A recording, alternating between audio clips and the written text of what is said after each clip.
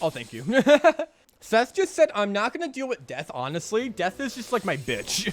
How do I farm giant experience orbs? Can I not farm giant experience orbs? Because there's a secret boss, and it's like so much tougher than the final boss, obviously. And I do not want to deal... I just want to be at like level, maybe in the 90s, I don't know.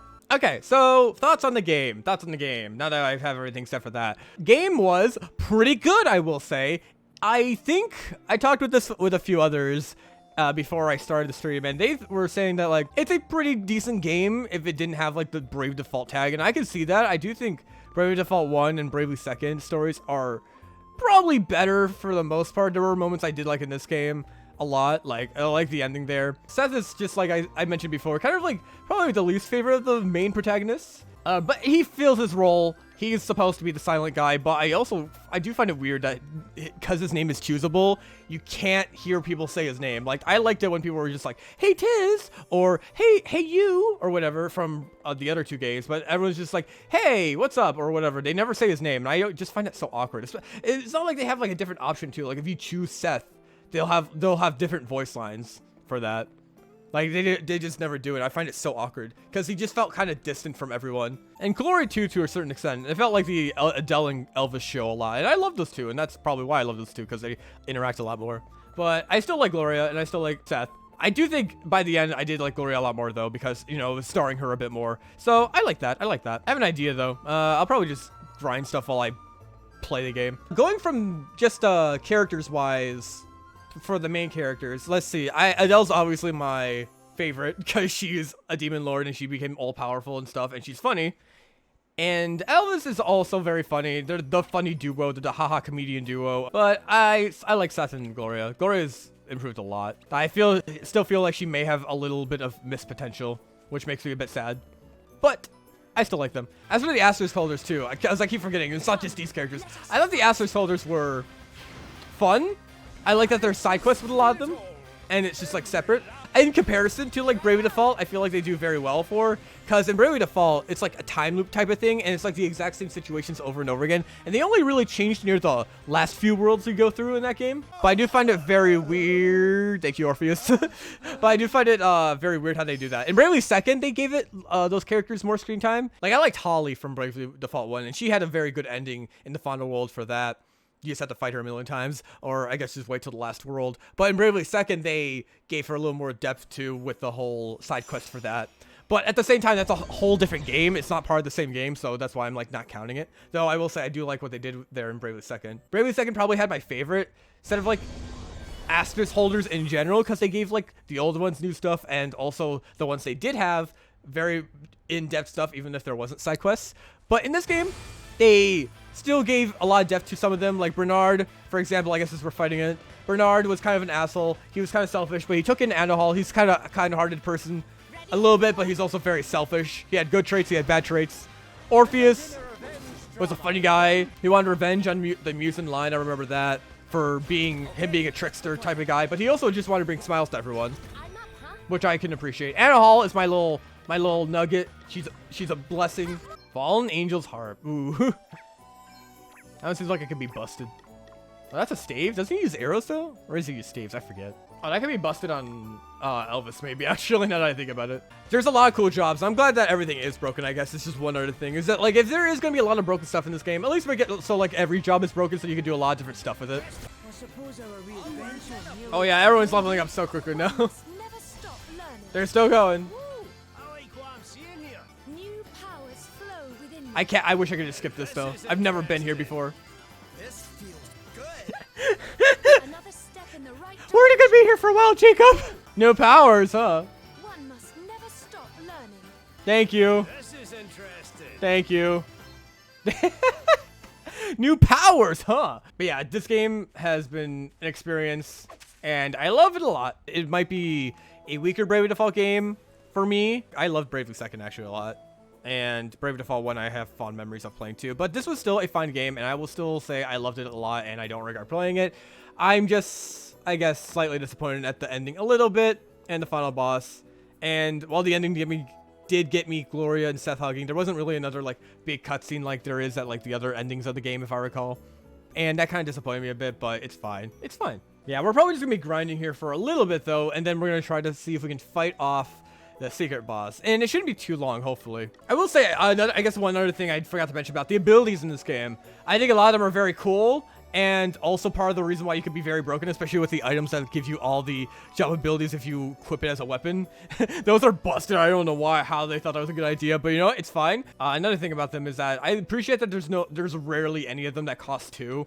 I felt like it was a thing that was like super annoying in Bravely Default 1 and 2, or in second, that like can limit your gameplay. I forget if second did. I know Bravely Default 1 there's a lot of 3 of them, but I like that in this game. Did I get all the B and D cards? No. I'm not doing that, honestly. Like, I thought B and D was fun as a side mode, but like that's just like, I just want to play the game. Is there a point to get it? Do I need the true ending for getting all the cards? That'd be so stupid. I could never get the hang of Beastmaster. Thank you guys for reminding me. I keep forgetting things I want to talk about the game for. I would be bad at making review videos for these types of games, but I do say I do like a lot of the jobs in this game, because I briefly touched on it. Like, a lot of them are busted, and I think a lot of them are very cool. Some of them I could not get the hang of, like Beastmaster. I could not like ever get the hang of. I'm just like, I cannot capture anything. I'd rather just pick something that like I don't need to like obtain more things to like be good at. And you could say that for like Salve Maker, but like for Salve Maker, I'm like, whatever. I'm fine. Like, every battle I get stuff, so it's just fine. The side quests in this game are very fun too. Not just because like the lore stuff, but like it was mostly the lore, I guess. But some of them were like oh, surely here's a good example. Some of them were just like optional jobs you can get, and I thought that was very cool. Which makes me think, do you need to beat them to like get the thing, the true ending? I know the secret boss has like a counter, so like every attack I do is gonna hurt me, like physically, I think. And I think that's a busted thing. I like how bosses do have like more weaknesses to like weapons and stuff, because that was something they were missing in like the first 2 Bravely games. But also at the same time, I also think while fun that they have counters, I do think obviously it's against me, so I think it's very annoying. And at the same time, counter savvy kind of breaks it. I have my gripes with the game, but I thought it was very fun. And worth like 5 months of gameplay for. I think it also definitely helped my experience that I was like doing my whole stupid headcanon stuff. Like, yeah, I'm Adele. I'm literally goddess. And then I was just like, I love you, my queen. Please stomp on me. Or whatever. All that shit like made it a lot better. And you could probably tell, like if you looked back, you could probably tell I was mostly doing that with Elvis. Because Elvis's voice is just, you know, the shitty Scottish accent I gave him, but like it's just a funny voice to give him, and Adele's too, because Adele's lovely. But I like doing Gloria's voice too, especially when I like make her lose bongers. Like, oh my god, guys! How to do a generic girl voice 101 with Jacob. I always like making new voices for these playthroughs and then like reusing them, because I'm just like, I gotta bring out the blank voice. Like if I ever find another Scottish character, I'm like, oh yes, I gotta bring out the Elvis voice. Hey guys, it's me, Elvis again. You mean that is true, dude. I love the look he gave to her. He's just like, we're getting it on tonight, baby. Wait, what's happening over? Wait, I'm curious. Is asking me to take the boat. What's going on over in Magmel then? I'm gonna grind and go see what's happening in Magmel. Is anyone there? Or is like, oh man, you really just ditched us? How dare you? And also, what happens? What's going on at the end of like the place where Edna was? I think I'm gonna go visit those 2 places after this and just see if there's anything there. Dude, it's just so like, oh, the music in this game is so good. And the callbacks to the previous games, like, you know, like Wicked Flight being in the theme, is just so good. Yeah, so we're in the 80s. I hope we're high enough to where the secret boss won't be too much of a pain. But it is also a secret boss, and I saw its HP, which is like 3 times amount of the final boss, a little more than 3 times, I think. I was gonna remember to save, because if I die and there's like no autosave there for some reason, I will literally cry from doing all of this. I can't stop transforming. Imagine them like being in this, like doing all this, and just like, all right, Elvis, here's another orb. And he was like, I can't take another orb, Seth, anymore. There's just too many of them. Don't worry, we're almost done, I swear. All right, Adele, now it's your turn. Oh no, I still have 8. Oh no, I still have 18 more to go. This is gonna be an awful experience, isn't it? Ooh, yeah, I could get like the thief passive abilities maybe if I really wanted to.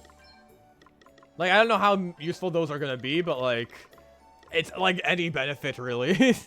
Oh yeah, then this. Oh man, this is gonna be so. Ooh, it's gonna be so dirty. No bloody shield. Can you? Blessing though. It's gonna be so weird though, because I need to have everyone be a freelancer for their secondary job. Actually, wait, no, it should be fine, because I'm not even sure if I want to use ultimatum. So I think it'll be fine. No, it's like I just do mimic strats. No, but dagger lore on her. Like if I give her the knife, because she has vengeance, and then she has this against humanoid monsters, but we're not fighting a humanoid, so. Would it be better to have it be something else then? Yeah, that would probably be better. It's stronger too. Ooh, wait. Wait, better than ever. What if? What if? No. So what abilities do I get from this? Oh, I just get Born Entertainer. Oh, he gets Epic Group Cast from that. Never mind. Yeah, that's fine. I'm very curious if Edna is there. Because it just seems so, like, she just kind of just vanished, obviously. Like, she turned to stone, but I wonder if there's just anything there. Oh, it's all blocked off. I forget it's blocked off. We can't do anything here. Never mind. Unless we could put the crystals back in, but I don't think you could do that. On the bright side, we could go to Fairyland. I do feel kind of bad, though. There is, like, no closure to, like, Edna and Adelle. Oh, right. We also get to see the Sloan vision in here, too, if we can. Maybe. I want to see that. Adam. Stupid enemy. You're going to ruin the moon. I'm literally right there. Are you kidding me? We have been outflanked. Looks like we did it. Bless Obliterate. I wonder if Obliterate will kill the bosses. That'd be funny. Yeah! Hello, Sloan.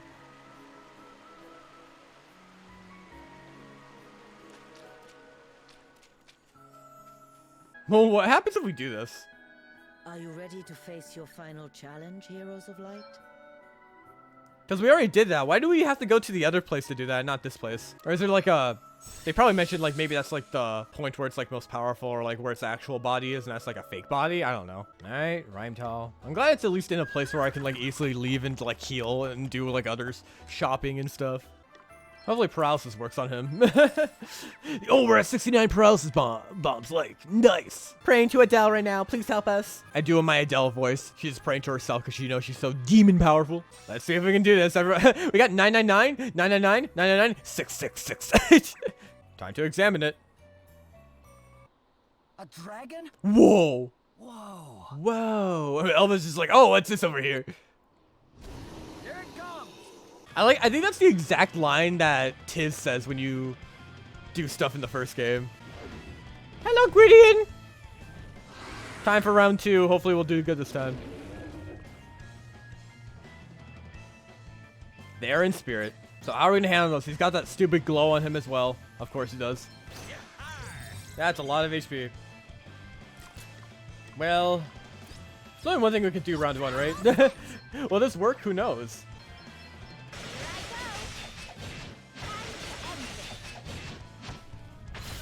Ooh. Please, you must get Okay, that actually did a good amount of damage to him, all things considered. So I think Adelle's probably gonna have to die a lot, but like, it'll be worth it in the end, I hope. God damn it, Jacob, why are you doing this to me? I wonder if you get anything besides this big EXP. It's so cool if you get like an even overpowered weapon of each type. But here's where the real challenge comes in. I wish he had his own theme though. It missed. utterly That's lovely. Yeah, we should probably solve it by reviving people. That sounds like a great idea. Holy spinach, heal you. I owe you one. Probably defaulting. Here goes. A welcome into Oh, that's so much HP. Default Piercer? Ooh. That's just the ability he has. Okay, so defaulting's not really going to do much except for gaining BP, which is, you know, a good thing to have, but I think I just mostly want to do this with Adelle. ready for everything I've got. Ha, I can't do that. I may have died, but it's okay. Oh, she's alive? Oh, she got revived from the thing. Nice. That is a lot of damage so far. Okay. Ah, he's immune. Maybe poison will work. Let's do a lot of damage to him. Counter savvy, baby. Oh, roasting us like last time. Okay. I'd really want to have a lot of HP going to this. So I think I will just do this. His HP rising should be a lot better now. Oh, that's a lot. That's a lot. How thoughtful of you. Heal me, Magic Man. Ready for everything I've got. Here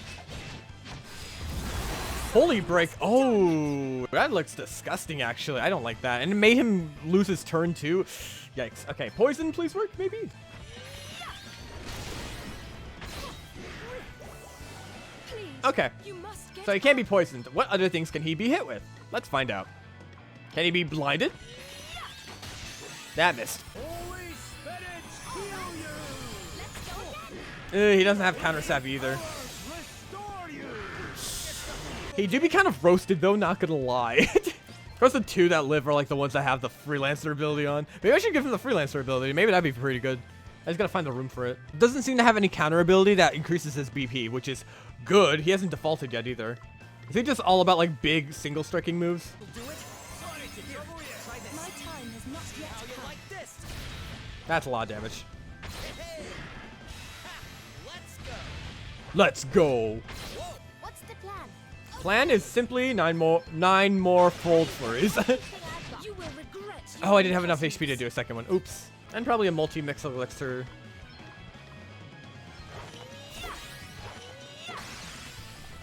Utterly Cool. transparent.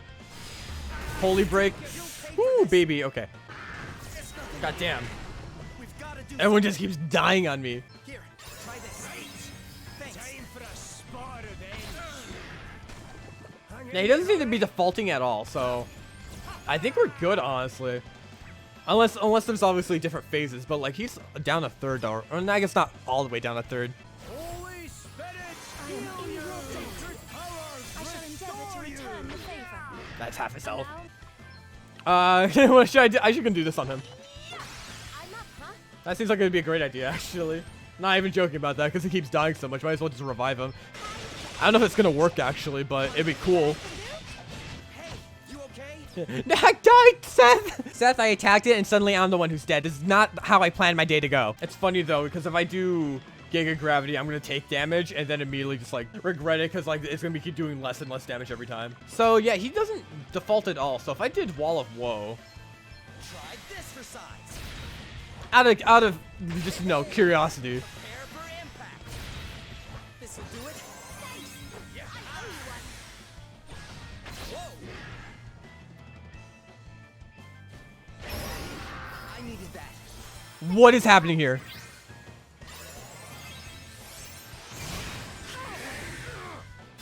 Here we go. I don't know what is happening right now. I know he can inflict doom. So he's just in the air. Can we even hit him? I hope we can hit him. Might as well try some Giga Gravities and test it out. Let's go. Oh, it can. Okay. Oh, now it's doing that? Let me see. Ooh, do we have anything that can get rid of doom, though, is the question. No, they do not. So I gotta be careful not to make sure we're all doomed at the exact same amount of turn length left. Which luckily we're not, because it's 2 and 3 for Adele and Seth, but still. Does it soon I get rid of doom? Oh, it does. Holy spinach, heal you. Sorry to be a pain. It didn't go away for a second. I'm like, wait, did the game just lie to me? it said doom. I actually read the script. Okay, yeah, make sure Seth lives at all times. Okay. You know what I just realized I could do too? Widen area. And then I don't even need this. I just have to do this, right? Yeah, we win.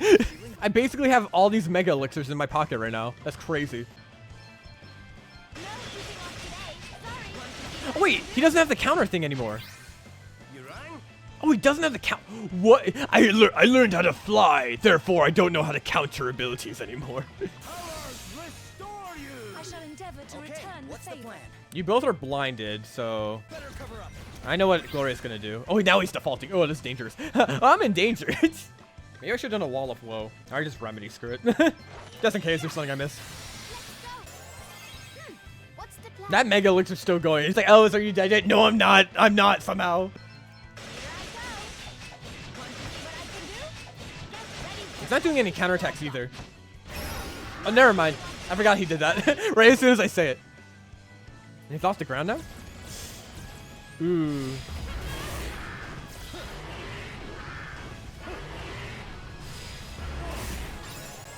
my time has not yet come. Here I go. Sorry, did you do something?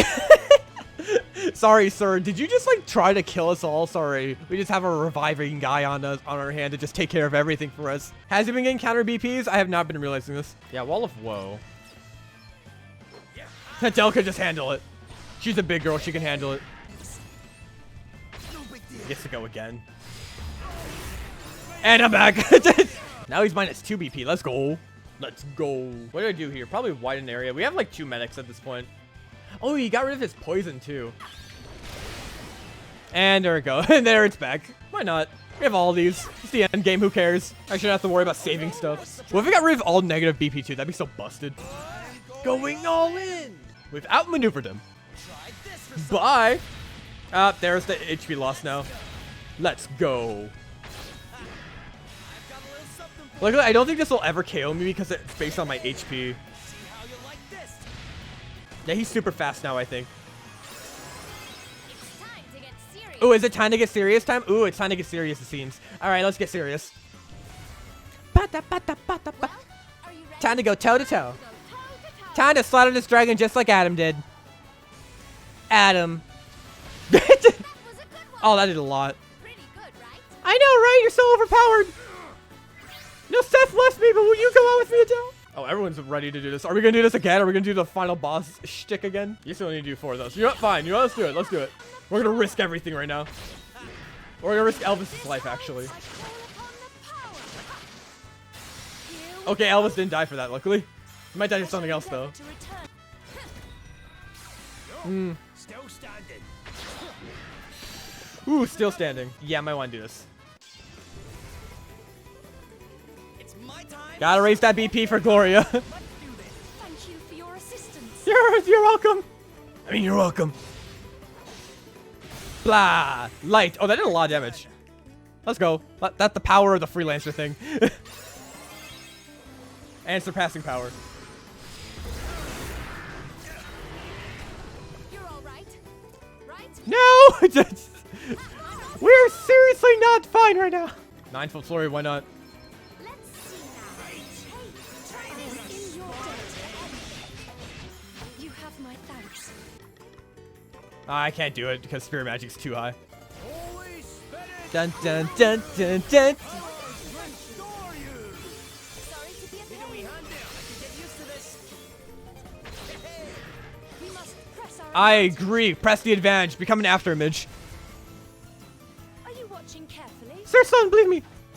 Do you truly think you can escape my blade? I'm going around this giant dragon. I do like it when that happens. Nice crit. It's nothing. Here I Okay. go. Let's just do 1 9-fold flurry. No keeping off today. Sorry. A welcome intervention. No big deal. And there she comes back. And she's back. All right. I think we got this locked down. Holy spirit, heal you. Thank you. All right. Gloria, you do your best to just look pretty. And I'm going to become a demon slayer. Or maybe I should. I don't risk it. I mean, not like EXP matters at this point, but you know. Okay then. It's fitting it's the guy who almost died at the very end is going to be doing this. Oh, wait. Oh, he doesn't have the thing. Ooh. Let's go. So close. I She's live to confused. fight another day. Is it going to be her time to shine? Wait. No bounds! Let's finish this off. Yeah! No slacking. I just keep getting stronger. Let's go. Cool. Oh, we're poisoned. My might knows no bounds, and I took down the toughest enemy in the game. After Seth and Adelle did all the work, but I'm the one who got the finishing blow. Therefore, I'm the queen. I'm the goddess. It's the end of the playthrough. We're done here. Can I fight him again? Actually, I'm curious. Let me save. All right, Gloria. I concede you're eternally the goddess of the playthrough. Damn right. You will forever think that I am the goddess. Thank you, paralysis. Oh, I can? Oh, God. Whoa, it's a dragon. It's like, I just took this thing down. Oh, we can't run? Okay. Well, we won. That's all that matters. All right, now I want to show the alternate stuff at the very beginning of the game. Oh, you can choose what you want to do. That's funny. Yeah, let's do everything. Can I change his name? Oh my God, I can. We did it.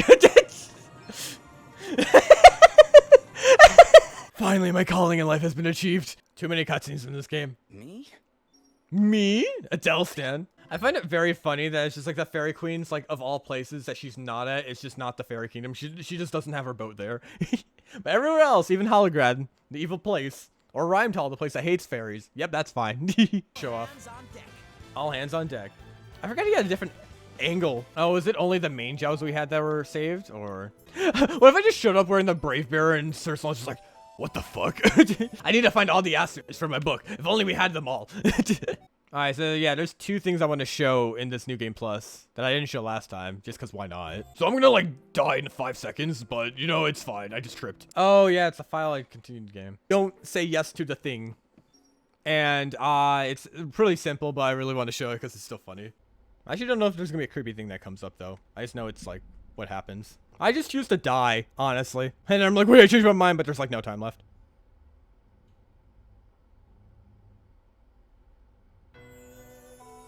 Yeah, just a game over. It was like, I give up on life. We're done here. Bye-bye. The alternate ending where Seth just says, screw my life. Not my problem. Adelle Stan can now perform special abilities. I feel like the only one who's not super cool looking. Oh, are you sure about that? I'm so sad that doesn't work. So, sorry, Jelena. Not yet. She's so dead. Had enough yet? You really got me good. You really got me good. I'm gonna have you kneel cross-slash with a bow and arrow. I will stab you with this bow. I may be a holy woman, but someone's just gonna get Adelle Stan on their freaking Switch, and I'll be like, hey, it's me. I forgot they had this screen. It's just like a temporary thing just so you can do it right away. They didn't really explain like the players helping us out get through the dungeon in the final area either. Pretty stone. Oh, right, I forgot.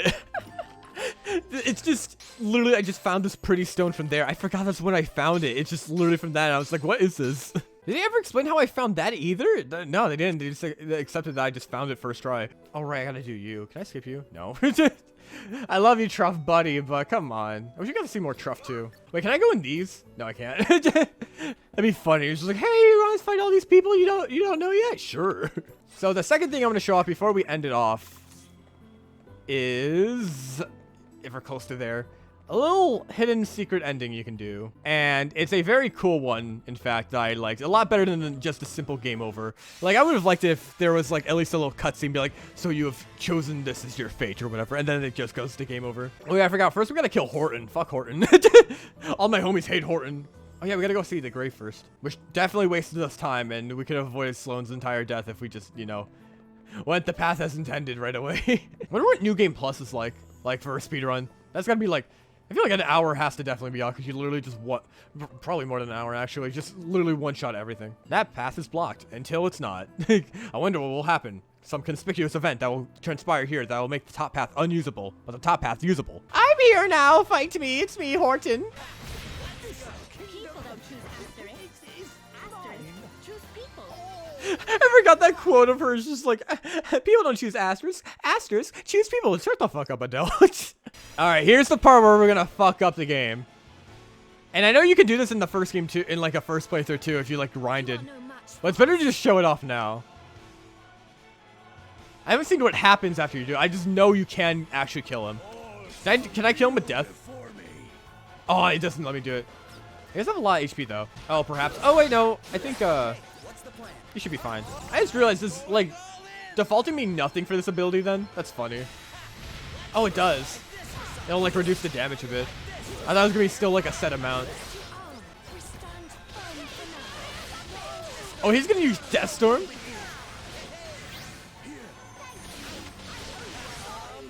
I didn't think he'd use Death Storm. That's crazy. Oh, wait, we still got this anyway. All right. Oh, yeah, because he hurts himself when he does that. Which can, like, if you live, then you just kind of win because then his HP is just so low. But yeah, this is what happens if you defeat him.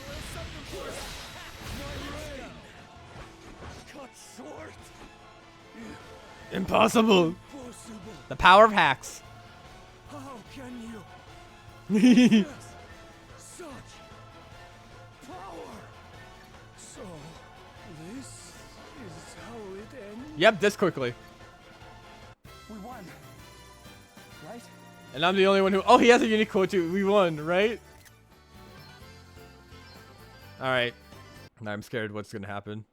The only thing I know is that Edna shows up. So Adam has been defeated. Well, that was kind of anticlimactic, not gonna lie. It seems a change of plan is necessary. Oh, that's nice. Hmm? The outside world. Oh, no. I like it. Is this the only reference to the outside world in this game? That's funny. Then it's goodbye to this world. And hello to another. Hey!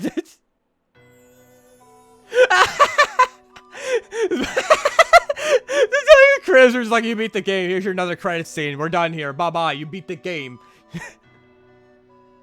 So was she just like up and left like early? She was just like, you know what? I'm just gonna go to the outside world and just ruin everything.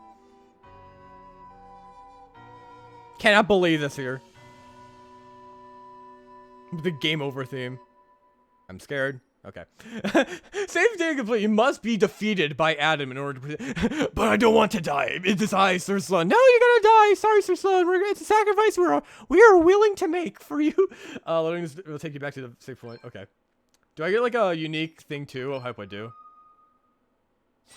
Hey, I do. That's nice. But yeah, that's everything in Bravely Default 2. Y'all, you thought we were done here. Not really. The video's still going based on the length. But hello, this is Recording Jacob over here with still more Bravely Default 2 stuff. And, well, there's just a couple of things I missed. A whole, let's see, I've written it down.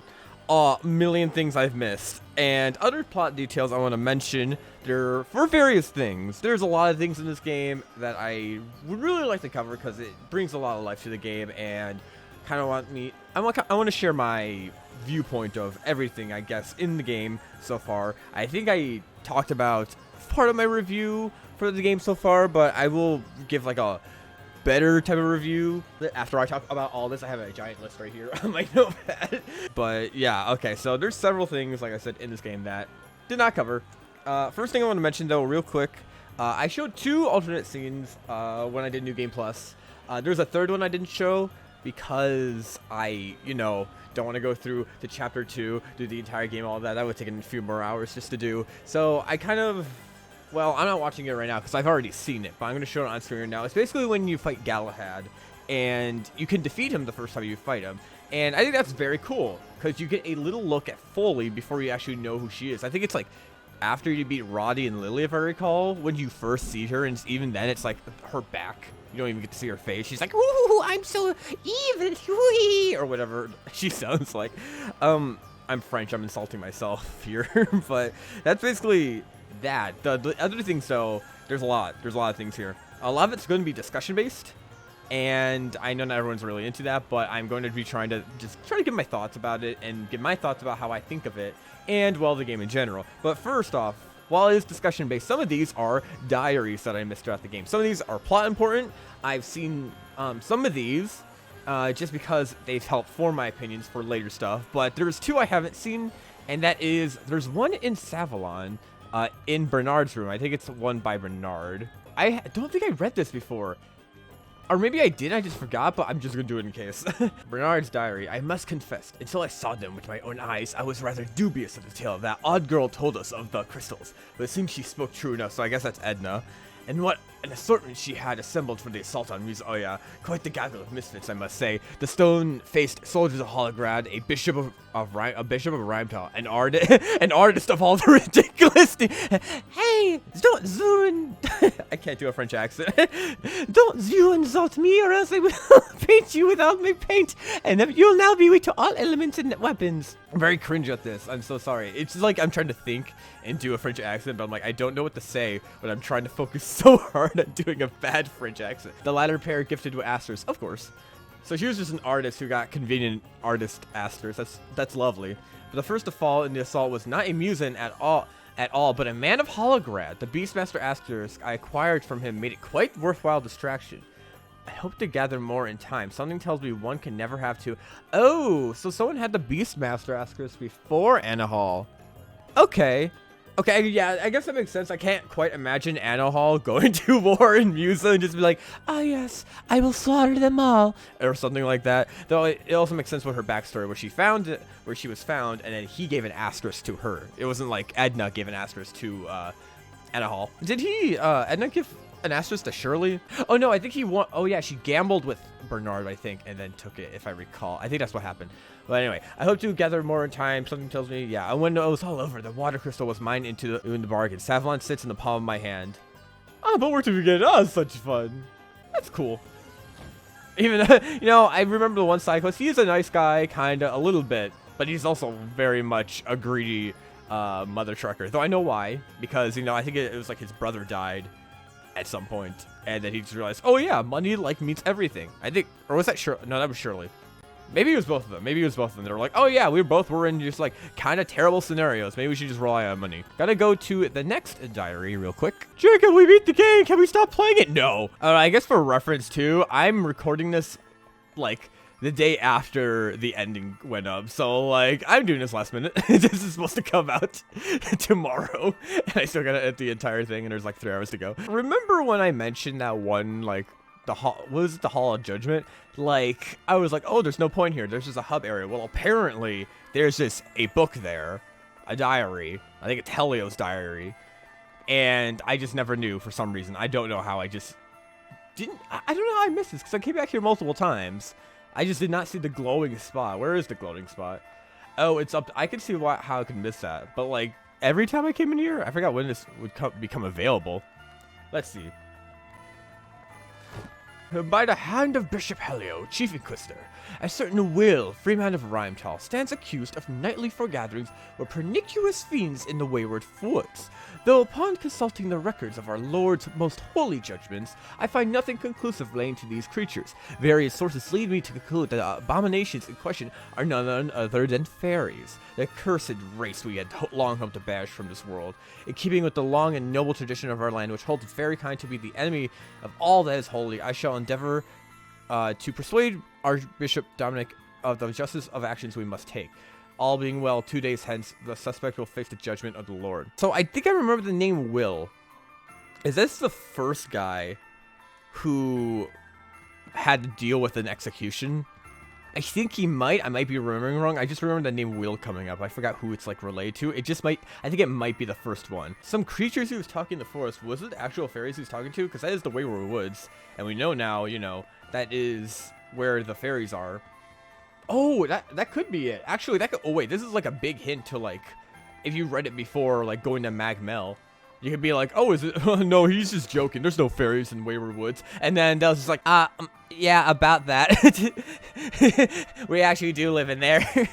Dude, that's crazy, actually. I think that's supposed to be just like a slight hint. Like, you're not supposed to believe it. Like, oh, yeah, he's just crazy or whatever. Or, well, I guess he was faking it. Or Dominic was crazy one. But, you know, it's just like, that's pretty cool, actually. I like that one a lot. At first, I thought it was being very like generic, like, oh yeah, whatever, it's just stuff. But no, that's a cool hint. Okay, so like, I don't know how I missed this one. I'm pretty sure we went in this building for a quest. Like, I think we did. I thought I remember there being another shining spot like around this area that we had to pick up for a quest. And maybe I did read this journal back then and I just did not remember reading it. But like, I'll have to see if I remember it. But like, just in case, we're gonna go over it here. Lady Emma's diary. Yep. How do I do a female? How do I do my female Elvis accent? Oh wait, that was for Lily. I did that for. Eileen helped me with the trace the history of the Knight's Nexus back to the beginnings of 1,000 years ago. This is terrible. And the search led me to a certain strange book. It responded to my asterisk somehow, and I could suddenly read a little of what it had been gobbledygook until moments before. So, gobbledygook. So I guess that's just how she had it. It's just Eileen helped her. Okay. So they just went on a giant journey just to find the book after they defeat the Knight's Nexus. Okay. I'd like to gather another asterisk or two and see if more might help, but it'll be easier said than done. Eileen obviously can't go anywhere, and I doubt the fairies will hand anything over if I go waltzing into Magmel without her. You know, if the fairies just let her do that, she totally would just solve the plot of the book like right away. And after what happened to Sir Sloan, the asterisk of bravery is not around anymore either. I've managed to keep my body from aging for a while. I'm stupid. I lived for a while now using my powers, but I can tell that won't be working for much longer. Oh well, it is what it is. I can only ever delay the inevitable. Not that I'm giving up just yet. There's a way of reading that book, and I'll not rest until I found it. And then she rested because she didn't find it. It's the least I can do given the sacrifices others have made. Oh, Godric. Yeah, so definitely after his death. Well, and the fact that they mentioned the bravery asterisk. Yeah, so I don't remember when this is available. I think this is actually available early on because I thought I remember some people. I was watching like some streams and I thought, and they read this book. I kind of like avoided it a bit because I didn't want to like see like what was in it because it felt super important because it was Lady Emma's. But like they said, they thought they read this book already like earlier on. And I'm just like, that's just a giant spoiler for the Asterisk of Bravery, but it also makes sense because I thought there was a book in here too at some point. So I guess it might have been, unless we're both wrong and then we're just just stupid.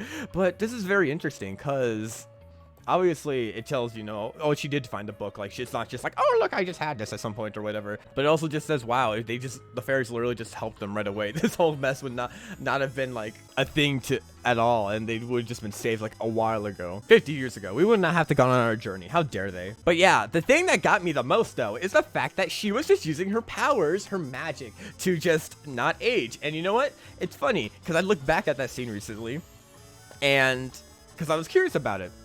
And I'm like, wow, they never really talked about this at all.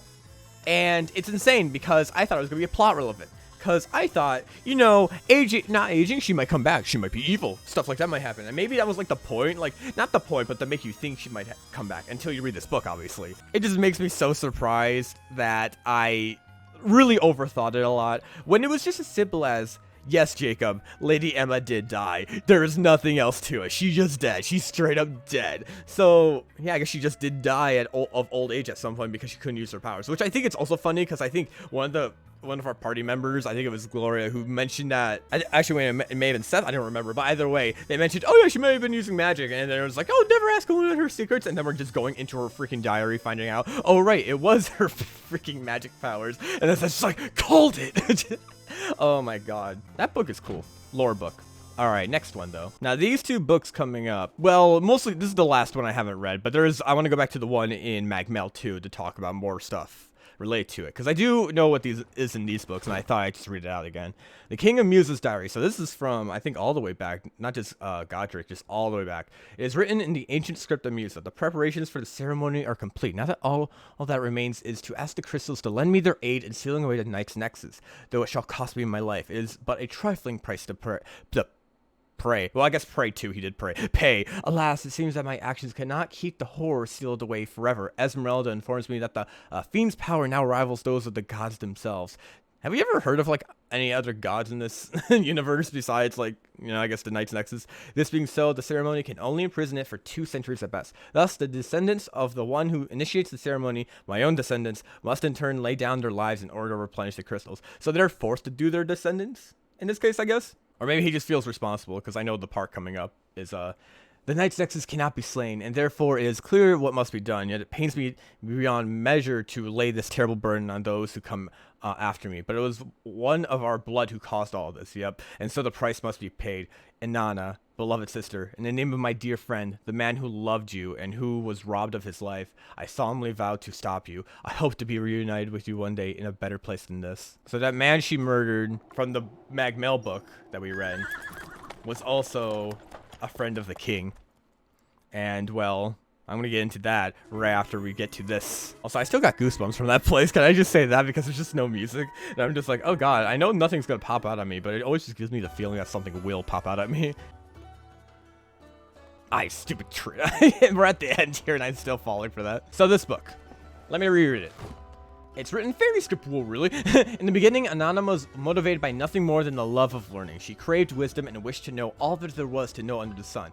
It was to this Inanna that I revealed what she so desperately sought, the secrets of the asterisks and the fountain of knowledge. I shall never forget her surprised delight, nor of that black-haired youth who accompanied her when first she came to Magmel.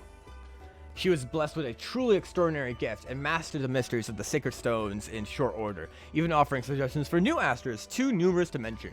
I so enjoyed our daily discussions and debates. Indeed, that enjoyment is what blinded me to her deception, and to the surreptitious creation of an asterisk of her own, that of the librarian. It was a stone filled with and able to call upon vast troves of knowledge and memory, and Inanna made full use of it until no secret, no truth was unknown to her. It was by using that knowledge that she caused her asterisk to take a form that concealed its very existence from we fairies. But in time, the darkest of all things came into her knowing, and in attempting to use that forbidden knowledge to prolong her life indefinitely, she was changed, corrupted, reduced to little more than a mindless creature driven by the insatiable desire to devour knowledge, to gorge itself on memory, and gorge herself she did. So, obviously, she just became mad over it. She wanted to know everything, eat everything, so she could be all-knowing and all-powerful. And, obviously, the book was what got concealed, which is cool because at this point too, when you read the book, you don't this diary, I mean, you don't know that Elvis's book is the asterisk. You just know it got concealed, so you're like, could it be? So that's another hint, and I like that. But yeah, so Inanna is Muse and Royal, who became corrupted from the Night's Nexus. Or well, she became the Night's Nexus and really just wanted to destroy everything. I don't know exactly how. She was just like, yes, I'm now mad from like knowing everything. Oh, wait. I remember this from a theory video. I'll always be sure to like put it in the description. Because it was a very good video that made me learn about this book. I forgot. I didn't have this in my notes, but I just remembered right now. The darkest of all things came into her knowing.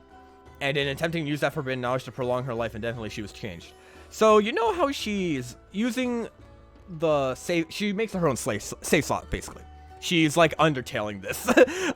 She always reloads her save slot, and I guess at this point too I could also show on screen, wait, not so much spoilers, but kind of like, you know, I got creeped out by the purple screen too that you had to delete, so I'm gonna do a 3 2 1 for y'all who need to like prepare for it if you also find it creepy. So 3 2 1. It's not gonna be right up the screen, but there is a translation of that screen because the text is in a specific asterisk code. I think that was another video I saw of his that I'm referring to, but it's basically a language of the asterisk, and each asterisk has its own symbol. It's an alphabet. I think there's 24 asterisks in this game, so that fits each and every letter. I think there's also ones for numbers, but I don't know where those are from. So what makes this very interesting is that why would she want to create a save file? That just seems so weird, right? But the thing is, from those videos I've seen, apparently the darkest of all things came into her knowing might be that this is a video game. She might have just known, oh wait, I'm in a video game. I'm going to be well, technically she's like, I'm already a villain, kinda. Or maybe she wasn't at this point, but she was like, oh my gosh, I'm like turning mad and all that. So I better, you know, become corrupt fully and destroy everything and try to win by having a save slot so they can't stop me. Lucky for our heroes though, we're the player and we're able to override her save slot. She knows about it. She knows she's in the game. And I think that may have also have just been driving her mad. And she wants to live indefinitely because she doesn't want to, you know, just be in the game forever and only like pass. I don't know where I'm going with this, but it's very interesting, and I think that might be what the darkest of all things might actually be. But yeah, let's finish this last page because this is also the most important part.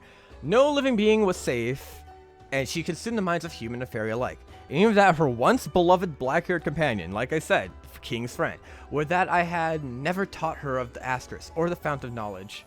My remorse at having done so will haunt me until the end of time.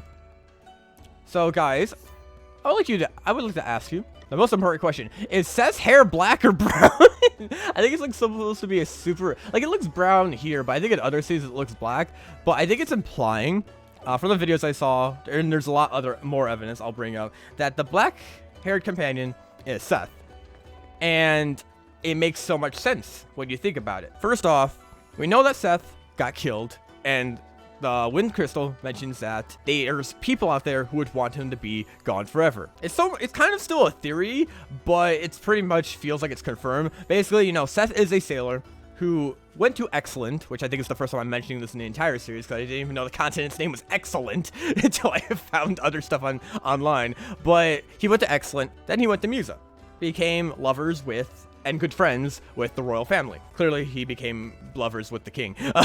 And after that, he traveled to Fairyland here with Inanna. And Inanna, you know, became corrupt and then killed him. Now, what makes this super cool, and I really wish they brought it up a little bit more besides just trying to piece it together super well like this. I feel like it's just like a very good strength here because I feel like Seth hasn't done too much until the very end of the game as a character, but this brings out so much more for him. Well, you know the scene where Seth comes back up, Wind Crystal and all, like I mentioned, he's like, those who want your life cut short.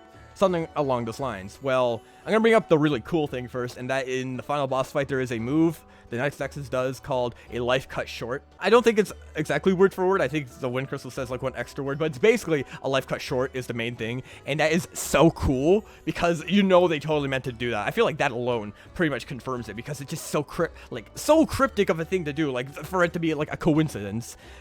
And it's also an insta-kill move, so you know. And also in the final boss fight, she tries to crush Seth when he's forgetting his memories with her giant hands. And I forgot about this too, but the vision we saw when we deleted the save file, I forgot it was a vision. I thought it was just like some sort of like other thing happening at the moment where the next Nexus was appearing, because I just forgot at that point. But it's the next Nexus throwing hands away and the ocean, and then it's Eileen's point of view back at the ocean when it keeps going across the camera. And well, I said Eileen's point of view, but it might actually have been Seth's point of view of when he got killed. Or maybe released? I'm not too sure. Maybe it was two different types of things where it's like when he got killed and then Eileen's like, oh, it's time or whatever. But that's basically what that means. Because like, what else is the Night Nexus doing there? For why Seth doesn't remember anything? Well, you know, she can manipulate memories. I'm just saying. I assume everything about Seth isn't a fabrication. I assume it's just before he got here to Excillant for the first time. And that's why he's like, oh, I don't know the map here. Why is everything not making any sense? And also why he's like the only character in this game with an American accent. Then again, why does like Jag and Jelena have like Australian, and apparently I didn't even know Jelena was freaking German. They're the only characters with that. And Foley's the only French person, I think. Well, if they make a Bravely default to 2, well, we'll definitely know more about those contents. Maybe. I don't know. I think that'd be pretty cool. Something else I forgot to mention for the save screen for the next Nexus that I used to revive itself is that it also shows like 4 different heroes. I think they're both named of the 4 elements. I think it's like Ignis, Aqua, Ventus, and Terra. And I think that's like the original 4 heroes. So like the king might have been like named Aqua or something, because you know the royal line seems to be loving to be the water crystal person. What a very lovely name, King Aqua. No, but that's cool too. And all their health is low, so it's like the Night's Nexus saved at like the perfect moment when it's like most strong. It's all very cool. And well, one thing that does confuse me though is that you can still fight in Magmel here, the Night's Nexus, and I don't think they ever explain it, because I don't think they ever expect you to go back here and do the false ending again. And I heard someone mention too that it's also the same for the first false ending, where even though you know it's going to happen, like what's going to happen, or well, no, that's completely wrong. The first one, you'll know what's going on for like Seth and others, but then everyone will be surprised when Gloria sacrifices herself. In this case here, we know we got to find the Night's Nexus somewhere else and find its true body. But then we can still fight the Night's Nexus here and get the false ending, and it just keeps reviving itself. I think that was perhaps an oversight, or because they really did not expect you to go back here to fight it, like I mentioned. I feel like what they should have done probably was make it so that if you try doing it, you can find a little cutscene where you're like, huh, it's not being summoned here. Wonder what's happening. Well, you see, it's trying to just hide because it realized you deleted its freaking save file, and then you have to go to the Isle of Nothingness. I feel like that would have made a lot more sense. Like, you have to come back here, realize, oh wait, it's not appearing anymore, oopsie doodle, and then do that. Also, can I mention how ironic it is that Seth fell in love with another Musen royal on the king's side? It's just like, ha ha, I don't need you, Anana. I'm a man of true culture. I'm not into crazy, big-handed woman. I don't need no man. This is my character arc. I don't know where Seth is exactly from for like the Outer Ocean stuff. Fairy Queen just basically mentioned, yeah, he's from the Outer Oceans. He'll help guide you. And well, it's part Land of the Dead. I think that's where the ocean part is from, but we don't know beyond that because it connects with different worlds. And that also, I guess the connection to other worlds explains like why there's like the people helping us out during that one part of the final chapter where there's like mobs or walls or other obstacles in the way, and then it's just like Blank from like the sailing mission stuff is here to help you. And I think, I don't know, that one's weird. It's very hard to explain for that one, and I don't really know what their intent for that was, honestly. I wish they elaborated more on that, because no one talks about it except for Seth going like, whoa, what happened or whatever. So I guess they don't know what happened, but I feel like it's a very weird thing. I don't know if that part was like rushed or something, but I just know it's like, you know, other worlds and, you know, other players who are at this point in the game, I would assume. My good friends, the bots that just fill it in, because I don't have anyone I'm walking past while playing this game, because I only play it during streams. And then since we're talking about the Outer Oceans too, I'm also a bit confused of like how exactly you find the asterisk half that Seth found during the one sailing thing, because wait, it wasn't even the Outer Oceans, it was just in the regular oceans, I think, because like why would the Fairy Queen like make you go to the Outer Oceans right away? That just, I don't know how it was found, because especially since it was fought in the Void, where it got split off, and I assume the Void is the part after you fight Edna, because I think Gloria implies there's more to that place that we fought Edna in. than just, you know, the little, I forgot what it was called, just like the little arena we had, because you walk further and then there's space. I also don't understand how we didn't fall with the Astros fell in the void. Whatever. But I don't know how it connects from that place to the ocean. That just seems kind of weird to me. Again, I wish they elaborated more on that, but like, I get it's also somewhat like it's in a void. It could just be like anywhere at this point, and like, you know, Sloane's just like, true bravery is finding whatever, blah blah blah blah, whatever, and then Seth's just like, wait, I had it the entire time. I guess it's just kind of like blind luck at that point, which I guess if it's just that, then whatever, but damn, the connection between like that place and just the ocean randomly just confuses me. Unless it's like, the place you go in to fight Edna is like in space, so you're suddenly just above the earth or whatever we're in, and then it just falls back to the, I don't know. I was like, how do you just say this Brave Bear outfit is so cool? I think, wait, let me show real quick. The outfit is basically, I think, the normal outfit we have, except, yeah, it doesn't have, like, the red thing around his waist, but other than that, it has basically his normal freelancer outfit. And I think that's the case for everyone, and I think everyone even has their own crystal color onto them. So she's blue. Elvis is yellow, and then of course Adelle is red. And can I just say, these outfits are literally so sick, even if it is literally just the cool coat on top of the freelancer outfit. It's just so cool. I love it a lot.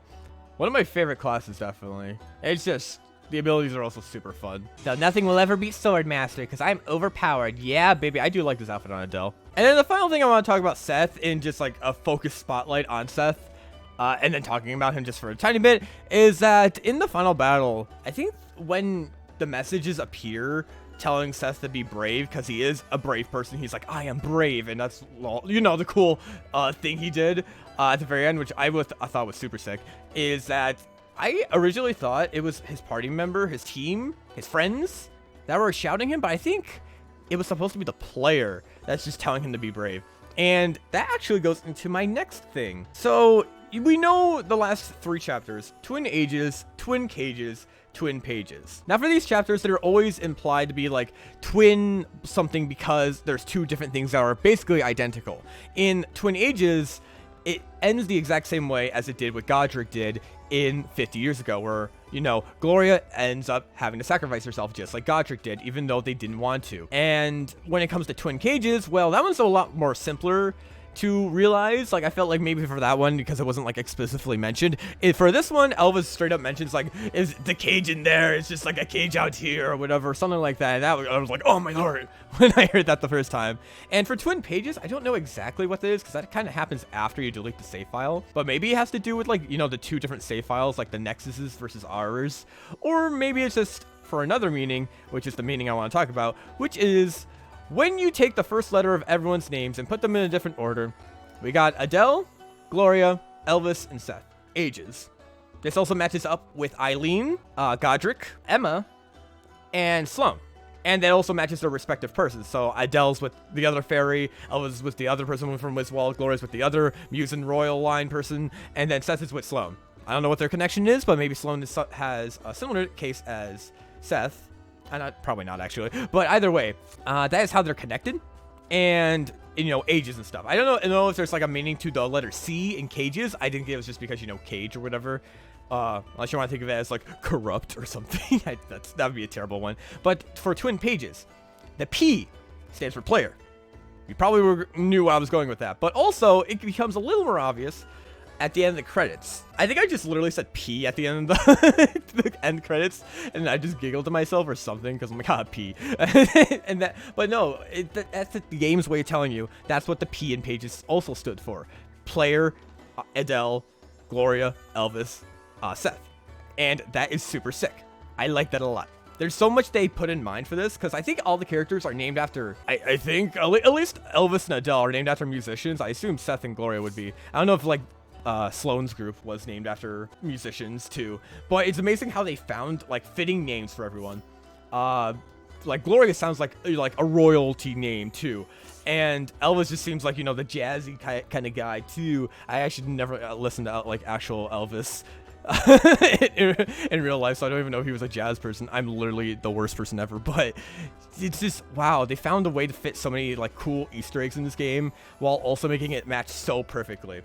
And that is so sick. The player being there with the party Also kind of reinforces like the theory that it's the player talking to Seth for him to remember. And that is, wow, it just all comes together when you think about it. But I was so confused by the end of it all because I did not read these books, nor did I put it like together because I got a baby brain and I needed like spoon-fed to me. But Seth as a character, I like him a lot more now. We knew more about him, like, he's a sailor guy, he's just a generic guy, he's just doing what's right. He chose to go on his journey when he didn't have to, and that scene with Gloria, kind of, you know, he's like, you know, we all chose this journey. We're all like this. I have no stakes in it. You may be the Muses princess, you may be trying to discover your teacher's book, you may be trying to find your sister and trying to, like, make a connection between humans and fairies. But I just chose it because, you know, it's the right thing, but we all chose it. We could have avoided it if we wanted to, if we didn't feel like we were up to it. Elvis could have just been like, no, I'm not going to do this book because I don't think I'm going to find anything if Lady Emma could do it. Adelle could have been like, I don't know how I'm going to stop my sister. She's just so much stronger than me, so much more powerful. I don't know if I'll be able to do it and make it out of the real world all by myself. And then Gloria's like, has the weight of all of what happened to Musa. Like, Musa is all down. And then especially after Sloan died, he's like, Sir Sloan, you're gone now. And she just had to deal with all that pressure. And then Seth's just like, yeah, I'll make a promise to Sir Sloan. I'm going to help the world. I'm going to help Gloria after you're gone, Sir Sloan. And then Sir Sloan said, fuck this, I'm exploding, bye-bye. He literally just, Sir Sloan, you self-destruct. It was not very effective. But yeah, just like, I like Seth a lot more now as a character. I don't know if I like him more than Tiz or you from the previous two games, because, you know, admittedly it has been a while since I've played those games. I think Tiz has a lot more in-your-face moments than Seth, but I think the concept that Seth is this lover from the past that is trying to get revenge on all of humanity, or not getting all revenge, but like Seth just doesn't know that he's fighting his ex. This game is just all about, yeah, beat up your toxic exes. That's just a cool backstory, but I wish they elaborated on just a tiny bit, like maybe hint at it like in a cutscene. They might have already done that actually, because I know they did the whole like hand thing. I guess if you can put it together even if you don't read the books, because you'll be like, oh, is this like, whose point of view is this? Because I think every time we've gotten a vision that's like a cutscene, not just like people talking to each other, like a mandatory like cutscene that goes forward. So like the vision after we do the first false ending and second false ending, I think all of that was a point of view. Because I know the Fairy Queen had her point of view. I forget if the first one did too. It might have been Seth's point of view, because I think it was like Gloria being in his arms. I think that's how that went. So it would make sense if it was another person's point of view, which is Seth again in this case. But yeah, that would make sense. And then also the Fairy Queen's point of view later on, which actually, two different point of views of the same exact people. You know what? Maybe that was intentional. I don't know. Maybe I'm just overthinking this, but either way, super cool. And then the last thing I want to talk about, besides my general review of the game, when it comes to the story, this is very important in that I felt Edna wasn't as great as she could have been. What we know about Edna and what was kind of confusing me was like her motives, because she mentions all the time that humans kind of destroyed her family, everything, her home. But we know we're in her home. Everything's fine here, besides the fact that, you know, it kind of caused all the mess with Anana doing stuff. I think the explanation is literally that she just got corrupted. That's her entire thing. She just got corrupted. Because even everyone else is just like, wow, Edna just like turned like 50, like flipped a coin and it's like, oh, I'm now evil now, yes. And while it's sad that that's just the case, I really wish they still did more with her and Adelle, because I feel like Adelle kind of got shafted a bit too in that case, because her entire point of going on this journey was to find her sister and recover the Asters. We did one half of that, but we didn't do the other half because Edna got turned to stone. I wish there was a scene, at least an optional scene, where you could go back in the place where you fought Edna and see the statue, and then there's a little scene with her and Adelle. Or if the Knight's Nexus is defeated, Edna gets revived. That would have been very nice, and just have, you know, some sister bond. But I know it would have been kind of weird because everyone at the ending just comes back together, like everyone was back together and Seth is gone. It'd be weird to be like, oh, Seth is now back, and now it's like, hey Edna, how's it going? Or something like that. Or maybe at least do another after credit scene, because I think there's another credit scene after that, if I recall. That would have been very nice. But yeah, it's basically she just got corrupted.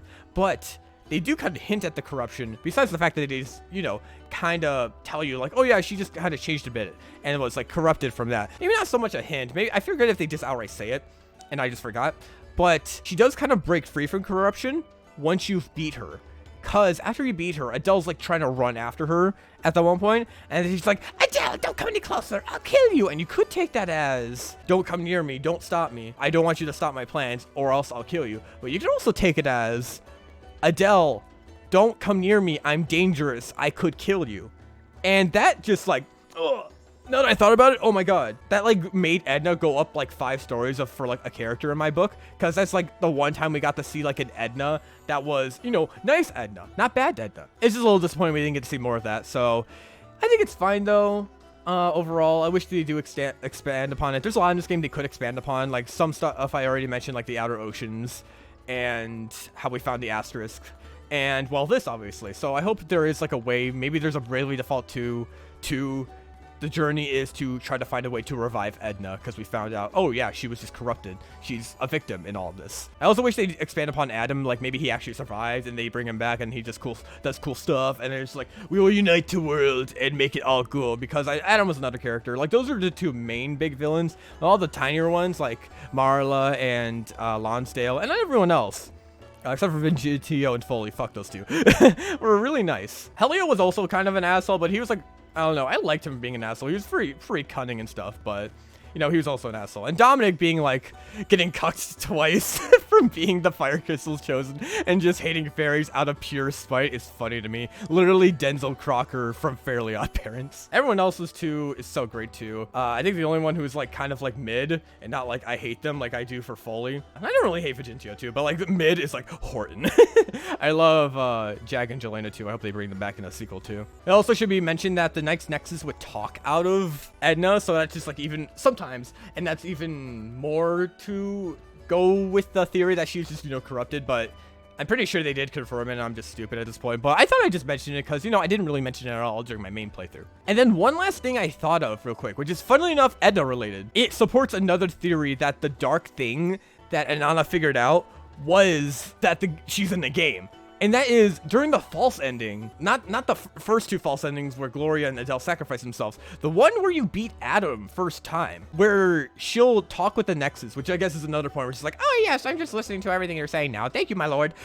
She mentions the real world. We're going to the real world. I want to become a real boy. And I think that basically confirms it. Because, you know, the Nexus is Anana. So she's telling Edna, let's go to the real world. Wow. My mind is blown right now because I just figured that out by myself. I don't think this was like in any of the videos I watched.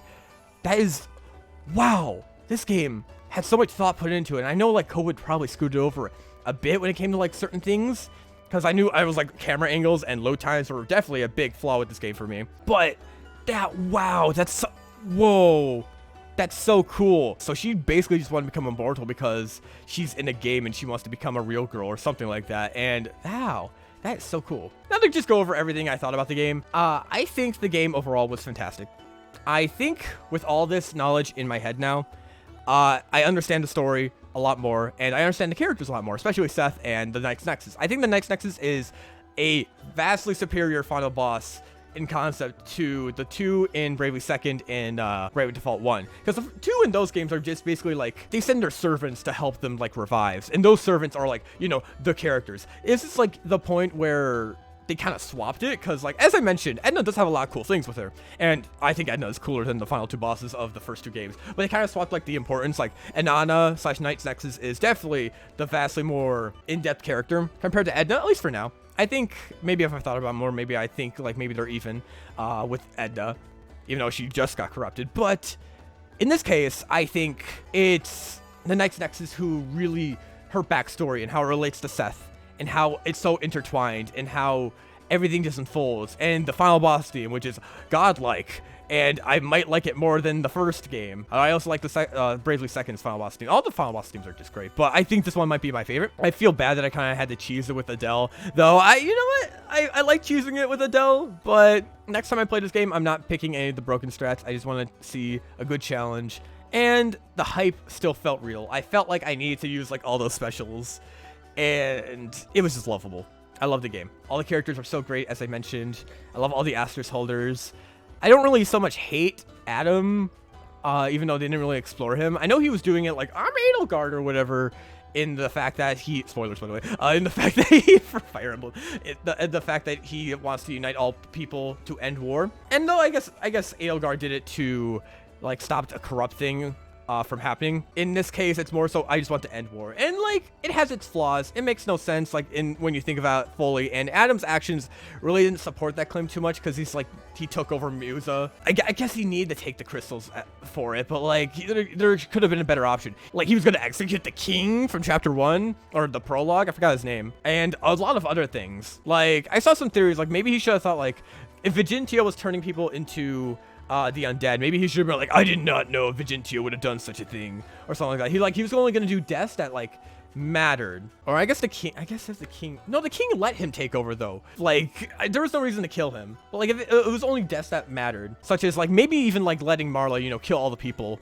for revenge for her, because he did take her in. I like that though about him. He did take her in, just kind of like raised her and like helped her. This game, music is fantastic, gameplay is fantastic. I always love Bravely gameplay. They didn't have Bravely Second in this game as a mechanic, but I think it's fine. I didn't really use it too much from the first 2 games. Would have been nice to have it, but I can do without it. I think the special moves, I kind of miss having multiple special moves, and I kind of miss being able to change it, how you do it from Bravely Second.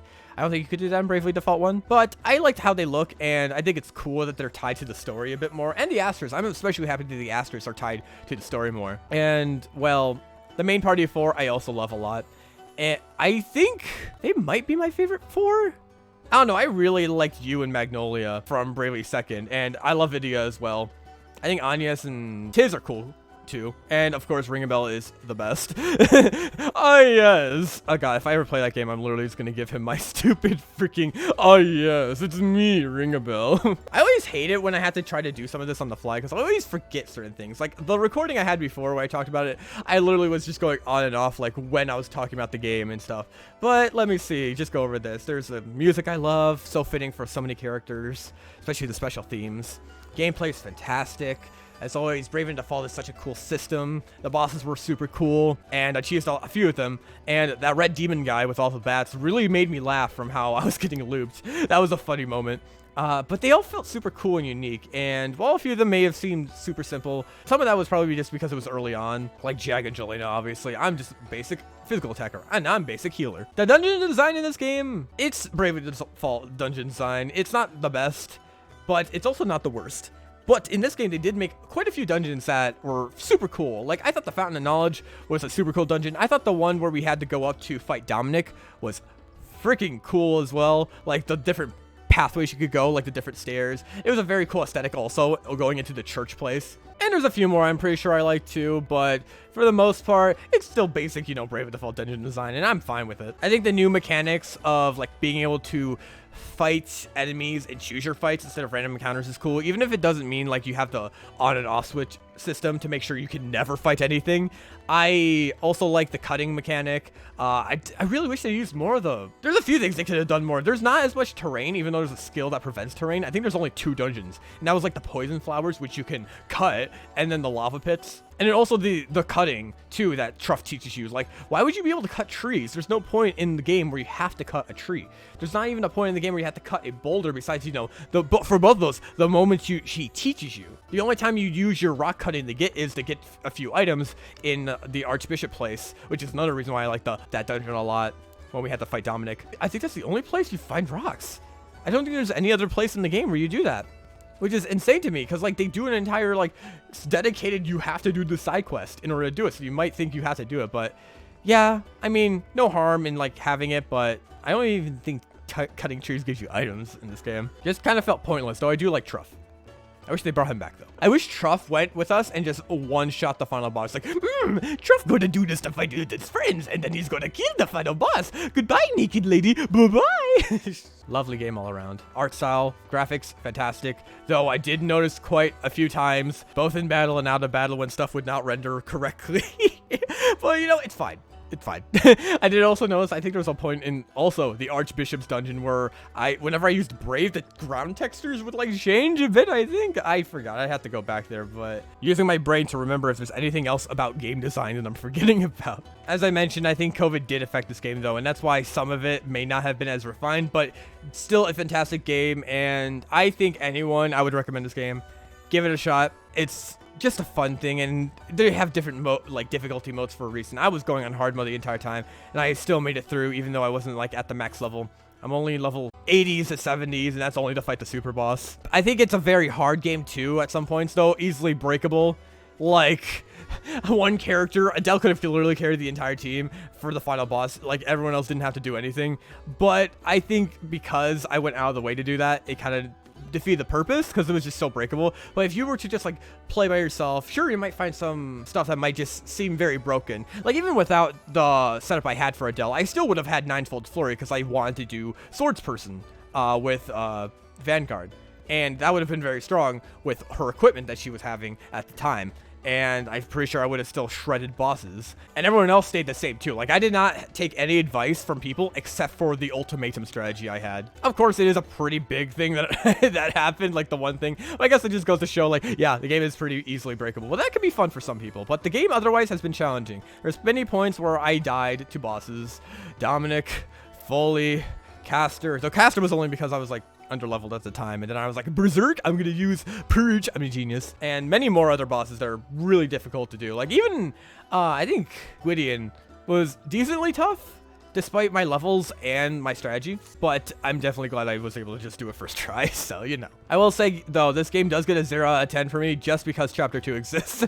No paintings, no more Foley. Oh, that's another thing I forgot to mention. Oh my god, I'm gonna have to this video's all over the place. So I never noticed that, but Foley was drawing the Knight's Nexus from, like, not what it looks like, but what it was, like, seen through book paintings and stuff. So that's what she was drawing. And that's another cool connection. I forgot to mention that. So, Foley, you get a pass for me. You did something good. Congratulations, you demon French child.